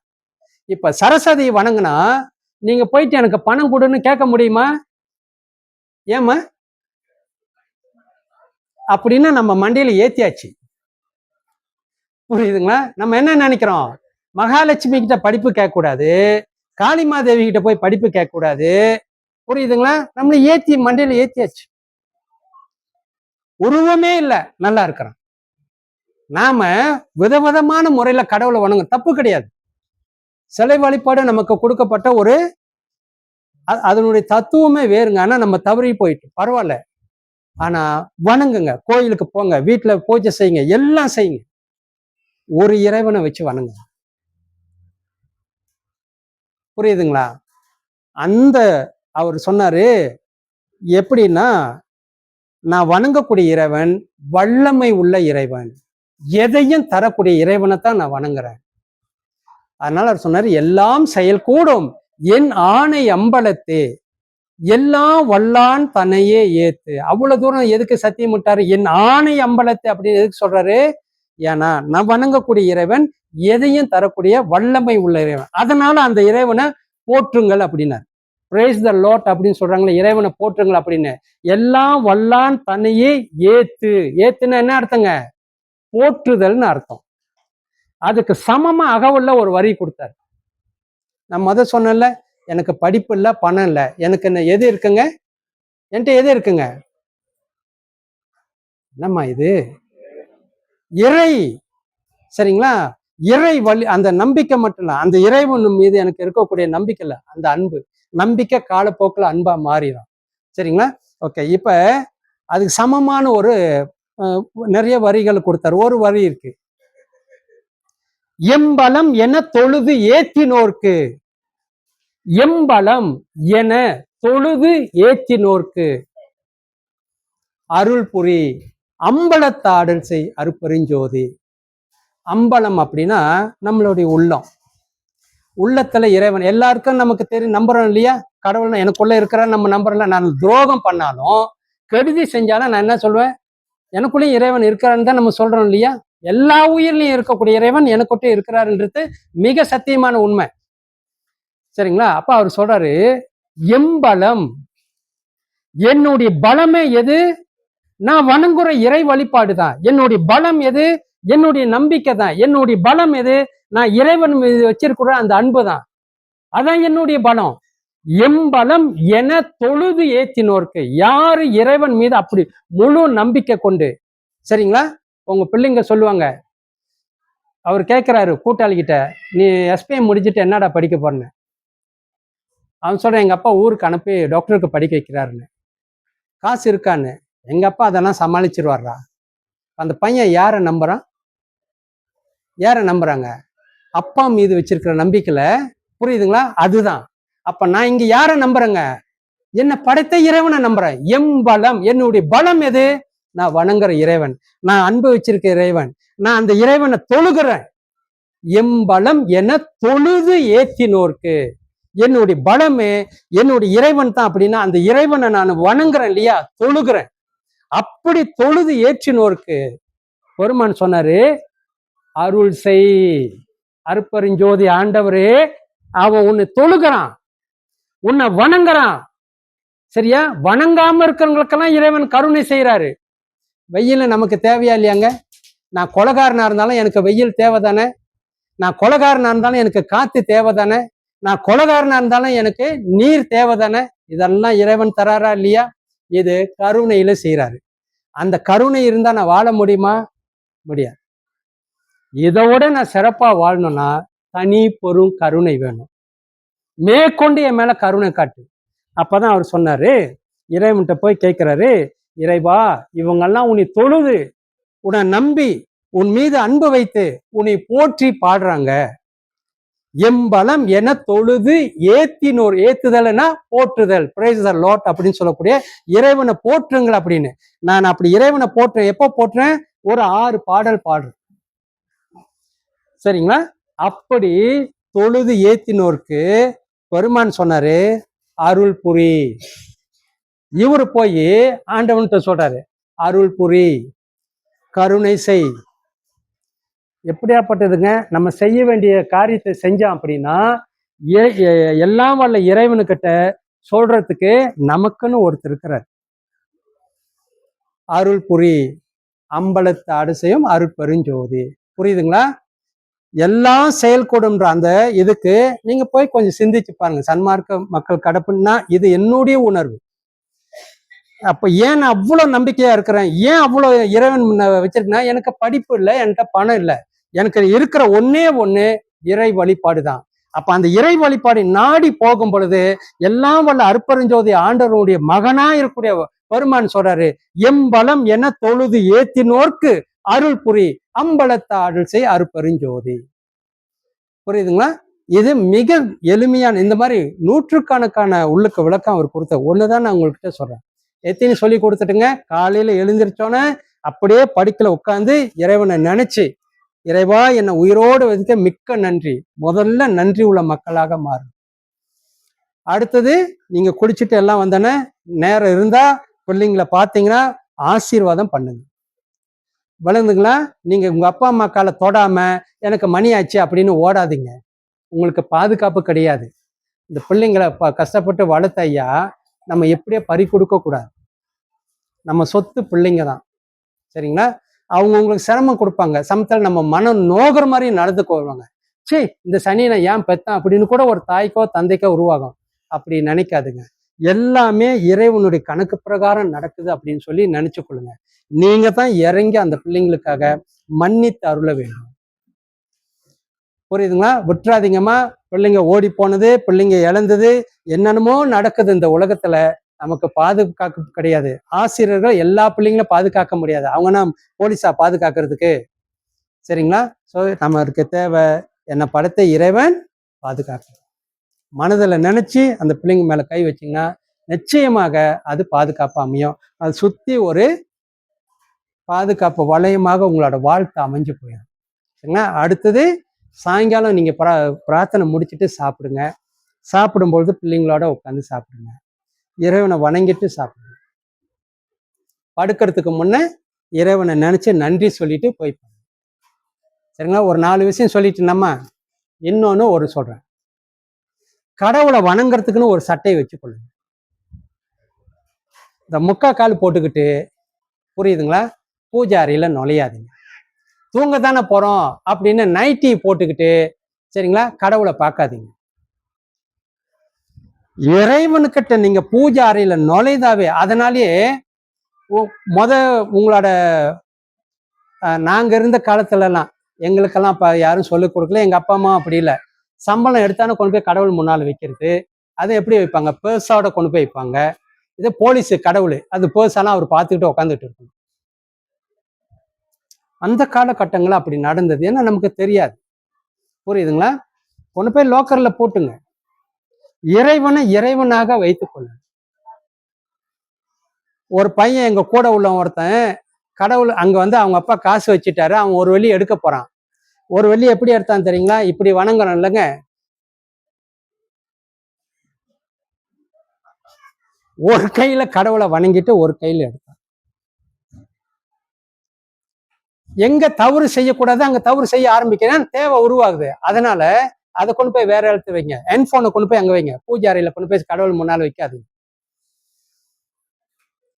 புரியுதுங்களா? தனியா ஒரு உடை போட்டுக்கொள்ளுங்க. ஒரு கொஞ்சம் காசு சேர்த்தாச்சும் ஒரு வெள்ளை உடையா ஒண்ணு போட்டுக்கொள்ளுங்க. வெள்ளையா இப்ப நான் போட்டிருக்கிறேன்னா மனம் சுத்தம் அப்படின்றது காட்டுறதுக்காக தான் அது சொல்லப்படுது. ஆனா அப்படி உடனே சுத்தமா ஆயிட முடியாது. ஆனா போட்டா சுத்தமா இருக்குன்ற எண்ணமாவது நமக்கு வரும். புரியுதுங்களா? போலீஸ்காரங்க எத்தனை பேர் குற்றம் செய்யறாங்க, ஆனா அந்த உடையை போட்டுக்கிட்டு செய்ய கிடையாது. போலீஸ் உடையை போட்டுக்கிட்டு செய்யற குற்றம் பார்த்துருக்கீங்களா இல்லையா? எங்கேயாவது சண்டைக்கு போறான்னா செய்ய மாட்டாங்க. வேற வகையில அவங்க செய்து கொள்வாங்க. அந்த உடைகளை போட்டுக்கிட்டு அந்த தவறு செய்யக்கூடாது. அதனால நான் திருந்தணும் பொழுது அந்த ஒரு உடையை போட்டுக்கொள்ளுங்க. நீங்க எப்பெல்லாம் நீங்க அதை போடுறீங்களோ அப்போ உங்க குடும்பத்துல ஒரு ஒழுக்கம் வந்துடும். அம்மா சாமி கும்பிட போறாங்க, டிவியெல்லாம் சுலோவா வைப்பாங்க, இல்லை பிள்ளைங்க சேர்ந்து உங்க கூட வருவாங்க. ஒரு பழக்கத்தை உண்டு பண்ணுங்க. இதெல்லாம் நம்ம சொல்லி கொடுக்கணுமானா சொல்லி கொடுக்கணும். ஏன்னா நம்ம தொலைச்சிட்டோம். ஒரு துணியை வைத்துக் கொள்ளுங்க. எந்த காரணத்தை கொண்டும் இறைவனை வணங்குறதுக்கு வீட்டுல போடுற உடைகளோட போகாதீங்க. இறைவனை நீங்க மதிக்கல அப்படின்றதுக்கான பொருள் அது. புரியுதுங்களா? பசாமலாம் போட்டு போற மாதிரி முக்கா சிலுவார் போட்டுக்கிட்டு சரிங்களா போறாங்களே, அந்த மாதிரியான நல்ல கடவுள் முன்னால நிக்காது. ஒரு வெள்ளை துணி, ஏதாவது ஒரு வழிபாட்டுக்குன்னு ஒரு துணி வைத்துக் கொள்ளுங்க. அதை போட்டுக்கிட்டு இறைவனை வணங்க. அப்பதாங்க உங்களுக்கு ஒரு ஒரு உணர்வு வரும். ஹாஸ்பிட்டல்ல வேலை செய்யற ஒரு நர்ஸ் எவ்வளோ கெட்டிக்கார நேர்ஸா இருந்தாலும் அந்த யூனிஃபார்ம் போட்டா தானங்க அவங்க நர்ஸு, இல்லைன்னா யாருக்குமே தெரியாது இல்லையா? அப்ப போட்டுக்கொள்ளுங்க. அப்பதான் நமக்கு அந்த இறைவனை வணங்குறதுக்கான ஒரு எண்ணம். இல்லை அப்படின்னா நைட்டி போட்டுட்டா தூங்குறதுக்கான எண்ணம் தான் சட்டுன்னு உங்களுக்கு வரும். புரியுதுங்களா? நன்றி ஆண்டவனே. சரிங்களா? 4-5 விஷயம் சொல்லிட்டேன். இன்னொன்று வழிபடுறீங்க இல்லைங்களா? நீங்க வழிபாடு எவ்வளவு தூரம் நீங்க செய்யறீங்கன்னு தெரியல. இறைவனை வழிபாடுறது நம்ம வழிபாடு அப்படின்னு நீங்க ஒதுக்காதீங்க. நீங்க என்ன செய்யணும்னா, நான் இறைவனோட பேசுற நேரம் அப்படின்னு நீங்க கருதுங்க. புரியுதுங்களா? நான் இறைவனோட பேசுற நேரம், அதனால சத்தம் போடாத. அதனால தான் அந்த துணியை போடுறேன். ஒரு இறைவனோட நான் பேசுற நேரம். புரியுதுங்க? நான் வழிபடுறேன் அப்படின்னு என்ன அர்த்தங்க? எனக்கு இது வேணும் இது வேணும்னு கேட்கறேன்ல, அப்படின்னா என்ன அர்த்தங்க? நான் கடவுளோட பேசுறேன்றது அதான் நம்ம உண்மை. அது பேர் வழிபாடுன்னு வச்சுட்டேன். அதனால நம்ம பயபக்தியா இல்ல, இறைவனோட நான் பேசுறேன். என்னுடைய இறைவன் என்னை படைச்ச இறைவனோட என்னுடைய மொழியில, தெலுங்கா மலையாளமா கன்னடமா எந்த மொழியா இருந்தாலும் அந்த தாய்மொழியில நீ பேசு. இறைவனுக்கு எல்லா மொழியும் வழங்கு, பேசு. அப்ப நான் என்ன செய்யறேன்? என்னோட இறைவனோடு நான் பேசுற நேரம். அதனால வீடுகள்ல அந்த நேரத்துல சத்தம் இல்லாம பார்த்து முடியுதுங்களா? கடைசியா வாரத்துக்கு ஒரு முறை 1 மணி நேரம் அல்லது 2 மணி நேரம் குடும்பத்தோட உட்கார்ந்து சாயங்காலம் ஒரு 4-5 மணிக்கு போல காஃபி டீ நெஸ்காஃபி எதையாவது கலக்கி பிள்ளைங்களோட உட்காந்து சாப்பிட்டுக்கிட்டு அடுத்த வாரம் நம்ம என்ன செய்ய போறோம், அடுத்த வாரம் நம்ம வீட்டுக்கு யார் வரா, கல்யாண பத்திரிக்கை கொடுக்க வந்திருப்பாங்க இல்லையா, இந்த கல்யாணத்துக்கு நம்ம யாரு போறோம்? நம்ம பேசுறது இல்லைங்க, புருஷன் பொண்டாட்டியே பேசுறது இல்ல. திடீர்னு பார்த்தா அந்த ஆள் கிளம்பி போவாரு. புரியுதுங்களா? எங்க போறீங்கன்னு, கல்யாணத்துக்கு போறேன். அப்ப நீ வர்றது இல்லையா? பார்த்து காதல் பண்ணி வீட்டுல சரின்னு சொல்லிட்டாங்க. சரி அப்படின்னு சரின்னு சொன்னதுக்கு கூட்டாளியோட நிச்சயத்துக்கு இவங்க 2 பேரும் பார்வதி பரமசிவம் மாதிரி போறாங்க. ஒன்னும் நிச்சயம் பண்ணல, காதல் பண்ணதே அப்பா அம்மா சரி அந்த வயசு வந்துருச்சு, அதுக்கு தன்னை துணையை தேடுது அப்படின்னு தாய் தந்தை விளங்கிக்கிட்டு சரிம்மா நல்ல பையனா இருந்தா போதும் அப்படின்னு சொல்றோம் இல்லைங்களா? சரின்னு சொல்லிட்டோம். இப்ப அதோட கூட்டாளியை நிச்சயம் பண்றாங்க. சரிங்களா? இவங்க 2 பேரும் பார்வதி பரமசிவம் மாதிரி போறாங்க. யாரு? நீ ஒன்னும் நிச்சயமே பண்ணல, நடக்குதா இல்லையாங்க? இந்த காலத்துல நம்ம பிள்ளைங்க அதான் செய்யறாங்க. அது செய்யும் பொழுது அவன் தவப்ப எப்படி இருப்பான்? பொண்டாட்டிக்கு தெரியாம அவன் பாட்டுக்கு கூட்டாளியோட போயிடும். அப்ப எதற்கு பத்திரிக்கை கொடுத்தாங்க? புரியுதாங்க? அப்ப வாரத்துக்கு ஒரு நாள், அடுத்த வாரம் நம்மளோட திட்டம் என்ன? யார் கல்யாணத்துக்கு போறா? எனக்கு ஓவர் டைம் யார் போறா? கலந்து பேசணுமா இல்லையா? போறப்ப இந்த பிள்ளைய கூட்டிட்டு போங்க. அப்ப அது என்ன செய்யும்? இல்லம்மா எனக்கு நான் எஸ்பிஎம் படிக்கணும், ரிவிஷன் கிளாஸ் இருக்கு. ஒரு தாய்க்கு தெரியும் யார் போறா யார் வர யாரு இது என்னன்னு எதுவுமே தெரியாத ஒரு சமுதாயமா யாரு எங்க போறாங்க அப்படின்னு தெரியல. ஏங்க இதுக்கெல்லாம் பிஏ வரைக்கும் படிக்கணும்? ஒரு கம்பெனியில மேனேஜரா இருக்கிறாரு. நாங்க வேலை செஞ்ச கம்பெனியில, நான் வேலை செஞ்ச அந்த இன்ஸ்டியூட் லைன்ல வீக்லி மீட்டிங்னு ஒன்று வைப்பாங்க. வெள்ளிக்கிழமை சரியா 5 மணிக்கு முடிஞ்சானா நாங்க அங்க போயிடணும்.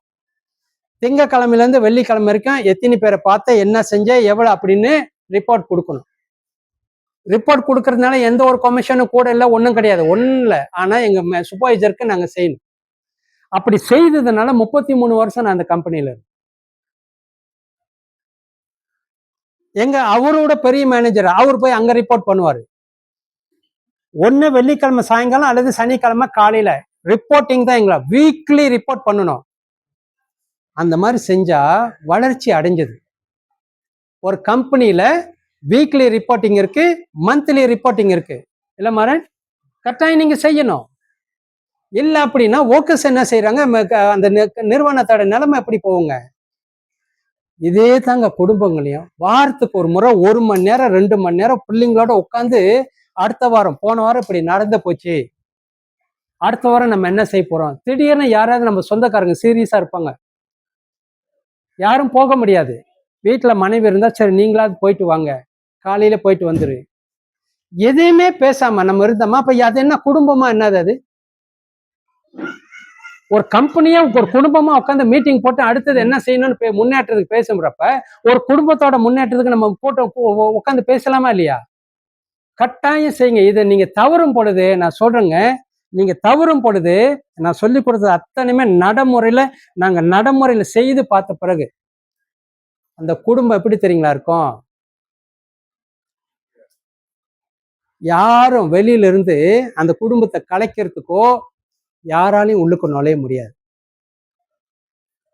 ஏன்னா வாரம் நீங்க உங்க பிள்ளைங்களை கேட்குறீங்களே, போன வாரம் என்ன நடந்தது, அடுத்த வாரம் யார் போறா, யார் நம்ம வீட்டுக்கு வரா, சரிங்களா, உன்னோட படிப்பு எப்படி இருந்தது, பஸ்கோலா காசுக்கு அடுத்த மாசம் காசு தரேன்னு சொல்லிடு. எல்லாமே அந்த 2 மணி நேரத்துல நீங்க பேசி ஆகும். குறைஞ்சது 1 மணி நேரமாவது நீங்க பிள்ளைங்களோட கணவன் மனைவி உட்காந்து செலவு பண்ணுங்க. இப்படி செய்தீங்கன்னாமா நீங்க 3 மாசம் செய்து பாருங்க. ஏம்மா இது செஞ்சிருக்கீங்களா? உங்களை தாம்மா இல்லை இல்லையா? இப்போ நான் சொல்றது நல்லதுன்னு நினைக்கிறீங்களா? எத்தனை பேர் நினைக்கிறீங்க? கொஞ்சம் கை தூக்குங்க, நல்லா தூக்குங்க. படம் பிடிங்க. 3 மாசம் சென்று செக் பண்றப்ப எத்தனை பேர் முன்னேறி இருக்காங்க? புரியுதாம்மா? இதை நீங்க கடைப்பிடிக்கணுன்றதுக்காக தான் இவ்வளோ காரியங்களும் அவங்களுக்கு பின்னால் ஒரு டீம் வச்சு செய்யணும். இது செய்தீங்கன்னா உண்மையாவே சொல்றாங்க, செய்ய ஆரம்பிக்கிறப்பயே உங்களுக்கு தடுமாற்றம் வரும். ஏன்? விதி உங்களை விடாது. நீங்க துன்பத்தை அனுபவிக்கணுன்றது சட்டம். இப்ப அதுல இருந்து தப்பிக்கிறதுக்காக நீங்க கடவுளை நெருங்கும் பொழுது அது உங்களை தொடாது, தொட முடியாது. அதனால அது என்ன செய்யும், உங்களுக்கு சோம்பேறி உண்டு பண்ணும். தூங்குனா நல்லது அப்படின்னு நினைக்க வைக்கும். நேத்தெல்லாம் எனக்கு தூக்கம் பத்தல, இன்னைக்கு கொஞ்சம் நல்லா தூங்கணும் அப்படின்ற எண்ணம் வரும். இந்த சப்பு கட்டு கட்டுற வேலை இருக்கு பார்த்தீங்களா, அதெல்லாம் நம்ம மனசுக்குள்ளேயே அது வருங்க. அந்த நேரம் பார்த்தா காலையில லேசா மழை பெய்யுறமா இருக்கும், நம்ம நடந்தே போகலாம், ரெயின் கோட் கூட போட்டு போடலாம். ஆனா கொஞ்சம் தூங்கலான்னு ஒரு எண்ணம் வரும். புரியுதுங்க? காலையில எழுந்துச்சு கடவுளை வணங்குறதா, கடவுளை எப்பயுமே வணங்கலாம் தானே, காலையில வணங்கணுமா? காலையில வணங்குறவங்க எல்லாம் நான் கோடீஸ்வரனா ஆயிட்டானா? இப்படி சப்பு கட்டு கட்டுறதுக்கெல்லாம் காரணம் என்னன்னா, நீங்க கடவுளை நெருங்கக்கூடாது அப்படின்னு உங்களுக்கு உங்களுடைய விதி வேலை செய்யும். புரியுதுங்களா? உங்களுடைய வேலை என்ன? உங்களுடைய வேலை என்னம்மா? உங்களுடைய கடமை என்ன?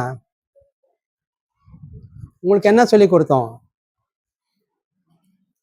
எத்தனை பேர் தமிழ் பள்ளிக்கூடத்தில் படிச்சிருக்கீங்க? கை தூக்குங்க. சரி, பறக்கும் எழுத்து எது? பறக்கும் எழுத்து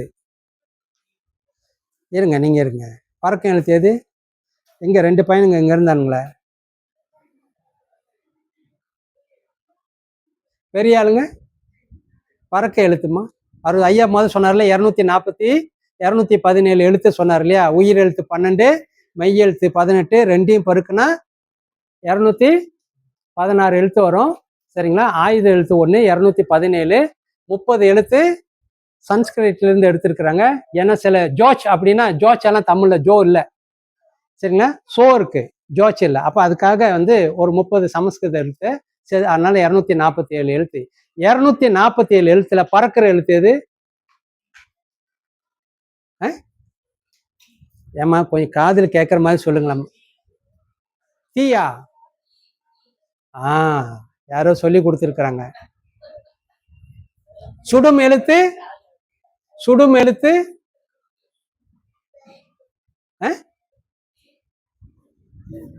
சுடும் எழுத்து.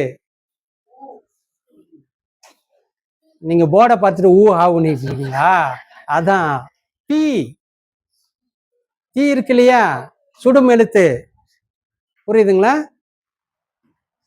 எழுத உதவும் எழுத்து? எழுத உதவும் எழுத்து. பாத்தீங்களா? உங்களுடைய பிஏ கேள்வி எல்லாம் கேட்கிறேன். இது ஒன்னாப்பு கேள்விங்க, இது பிஏ கேள்வி இல்ல. எழுத உதவும் எழுத்து கை. எழுதுறதுக்கு எதுங்க வேணும்? கை. கை என்று எத்தனை எழுத்துங்க? ஒரு எழுத்து தான். இன்னொரு எழுத்து இருக்கு. எழுத உதவும் எழுத்து மை.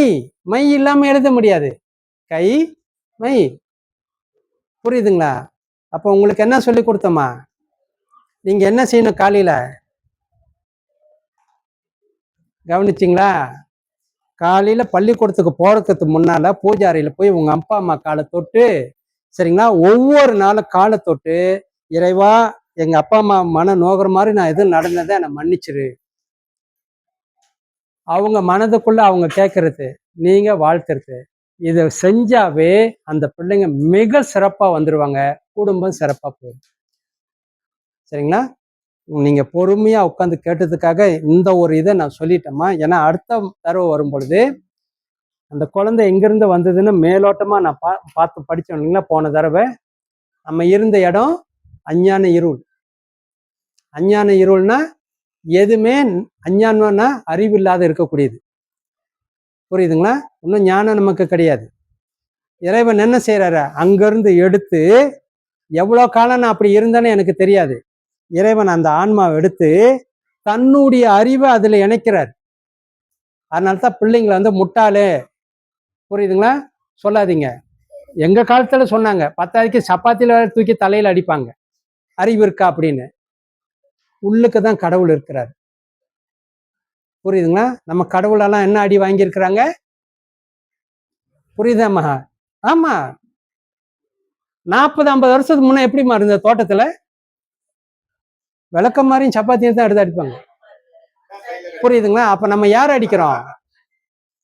உண்மையிலே யார் அடிச்சிருக்கங்க? அடி வாங்கறது யாரு? புரியுதுங்களா? ஏன் நம்ம நல்லா இல்ல? எது செய்யக்கூடாதோ சொல்லி கொடுக்கவே கிடையாது.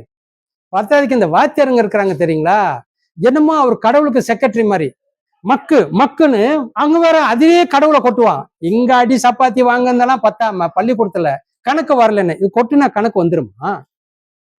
எங்க இது வாழ்த்துற இடங்க.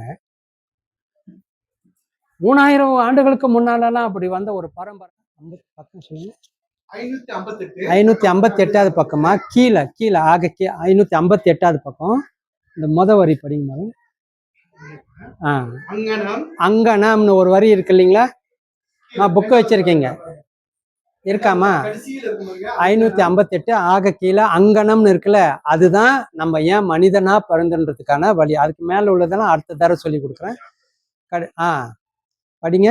அங்கனம் யாங்கள் அப்பிறவிகள் தோறும் அடைந்த அழுப்பும் அச்சமும் அவலமும் களைப்பும் துன்பமும் திருவுளத்தடைத்து இறங்கி அருளி அழியா பெருவாழ்வை பெறுதற்குரிய உயர் அறிவுடைய இம்மனித தேகத்தில் செலுத்தி அருளிய தேவரீரது பெருங்கருணைக்கு யாங்கள் செய்யும் கைமாறு ஒன்றும் தெரிந்தோம் இல்லை. புரியுதுங்களா? 5 வகையான துயரம். அலுப்பு, அச்சம், வேற என்ன கொடுத்துருக்காருமா? அலுப்பு, அச்சம்,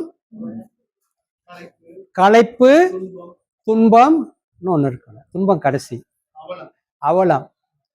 புரியுதுங்களா? 5 வகையான மனிதனா வர்றதுக்கு முன்னால நாயோ ஆடோ மாடோ எதுவா இருந்தாலும் அந்த அந்த துயரம் நம்ம அனுபவிச்ச துன்பம் அப்படியாப்பட்ட துன்பம். புரியுதுங்களா? காட்டுல ஒரு முயல் இன்னொரு மிருகத்துக்கிட்ட மாட்டிக்கும், தப்பிக்கவே முடியாது. புரியுதுங்களா? ஒண்ணு நம்மள யாராவது கொல்றாங்களா? தவறு செய்தா தான் நமக்கு, மற்றபடி நம்மளை யாரும் தேடி கொல்றது கிடையாது. ஆனா அங்க காட்டுல வாழக்கூடிய அத்தனை உயிர்கள் எப்படி இருக்குங்க, காட்டுலயும் சரி கடல்லையும் சரி இன்னொரு உயிருக்கு உணவாவே மாறி போயிடும், கொண்டுதான் சாப்பிடுவோம். அந்த அப்படியாப்பட்ட 5 வகையான உயிர் துயரங்களை நம்ம அனுபவிச்சுட்டு இருக்கிறப்ப அந்த துன்பத்தை இறைவனுக்கே தாங்க முடியாம இறங்கி அருளி, அதுக்கு முன்னால ஒரு வார்த்தை இருக்கும் பாருங்க, அதுக்கு முன்னால இறங்கி அருளி அப்படின்னு திருவுள்ளத்தை அடைத்து. இறைவனுடைய உள்ளமே நம்ம சொல்றோம்ல, எங்கேயாவது ஒரு துக்கத்துக்கு போயிட்டு வந்தா துக்கம் என்னோட உள்ளத்தை அடைச்சிருச்சுங்க, துக்கம் தொண்டையை அடைச்சிருச்சுன்னு சொல்றோமா இல்லையா? அதுதான் அந்த உயிர் படுற துன்பத்தை இறைவனோட உள்ளத்தையே அது என்ன ஆயிடுச்சுங்க, கதி கலங்க வச்ச பிறகுதான் எல்லாம் வல்ல இறைவன் இறங்கி அருளி இரக்கம் காட்டி உனக்கு அழியாத ஒரு வாழ்வு நான் கொடுக்குறேன் அப்படின்னு சொல்லித்தான் அந்த கடைசி வரி படிங்க மாதிரி, இறங்கி அருளி உயர் அறிவுடைய இம்மனித தேகத்தில் செலுத்தி அருளிய தேவரது யாங்கள் செய்யும் கைமாறு ஒன்றும் தெரிந்தோம் இல்லை. புரியுதுங்களா? நான் இப்படி சின்ன பணமான ஒரு வாழ்க்கை வாழ்ந்துகிட்டு இருந்தத இறைவன் என் மீது இறக்கப்பட்டு துன்பமில்லாத ஒரு வாழ்வு எதுனா மனித வாழ்வு. அப்பதான் நான் மீனா இருக்கிறப்ப, நாயா இருக்கிறப்ப, பூனையா இருக்கிறப்ப எல்லாத்துக்கும் நான் துன்பப்பட்டுக்கிட்டு இருந்தேன். மனித வாழ்வு துன்பமில்லாத ஒரு வாழ்வு அப்படியே வேதம் சொல்லுது இல்லையா? ஆனா நம்ம துன்பத்தை அனுபவிக்கிறோமா இல்லையா? அதுக்கு என்ன காரணம்? அடுத்த மாதம் வந்தீங்கன்னா நாங்க சொல்றோம். புரியுதாம்மா? நான் ஏன் துன்பத்தை, நான் அடி வாங்குறப்ப எதுக்காக என்னை அடிக்கிறாங்கன்னு நான் தெரியாம அடி வாங்கலாமா? புரியுதுங்களா? நான் துன்பம் எதுக்காக, நான் துன்பத்தை அனுபவிக்கிறேன்னு தெரியாம நம்ம இருந்தோமா உங்களுக்கு கடவுள் மேலேயே பக்தி வராதுங்க. கடவுள் மேல நமக்கு நம்பிக்கையா வர, எதுக்கு அடி, என்னத்துக்கு என்னை அப்படி அடிக்கிறாங்க அப்படின்னு.